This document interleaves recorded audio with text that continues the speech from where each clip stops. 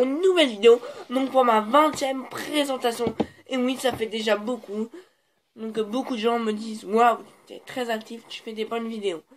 Donc merci. Donc merci aux compliments que vous me faites, pardon.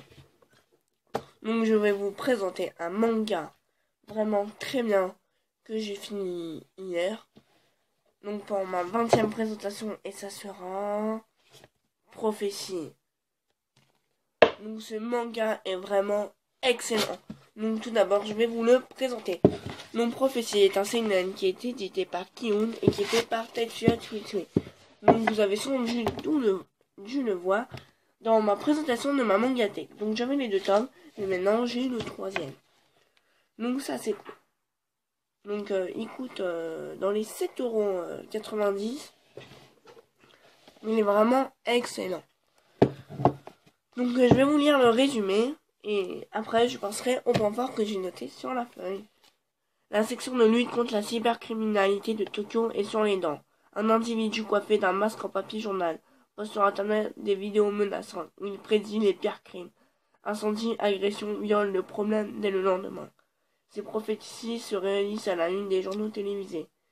Qui est-il? Comment procède-t-il? Quelles sont ses motivations?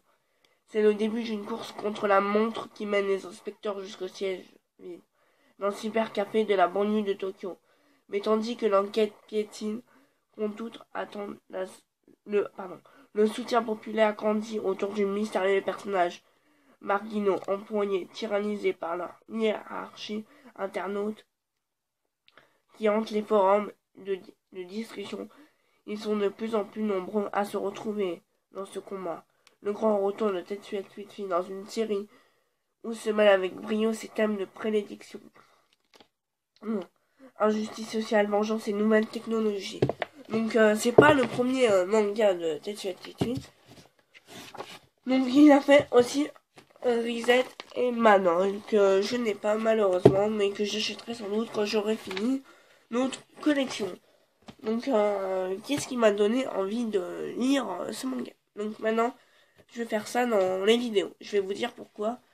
Donc déjà, quand j'avais acheté les Judges, j'avais vu à la fin du je sais plus combien de temps une annonce pour Prophétie et j'ai vu le personnage principal donc qui s'appelle Paperboy et j'ai vite accroché au personnage à peine en voyant les dessins. Donc voilà. Après j'ai acheté le premier tome, il m'a vraiment plu. J'ai acheté la suite il y a pas longtemps parce que je devais compléter plein de séries, je devais en commencer plein. Donc voilà, ça me fait une série en moins à acheter. Donc les points forts, il y a un suspense vraiment très bon.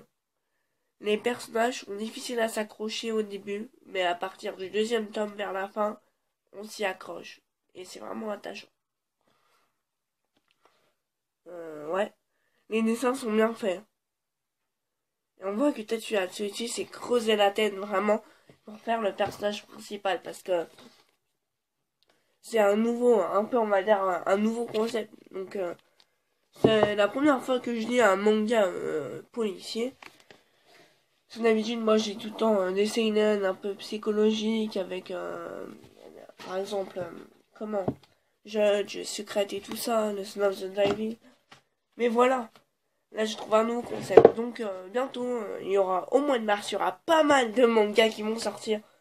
Donc faut que je m'y prépare, faut que je finisse des séries et faut que j'en complète. Donc par exemple, pour ceux qui sont intéressés, il y aura le tome 2 de Gurren 5.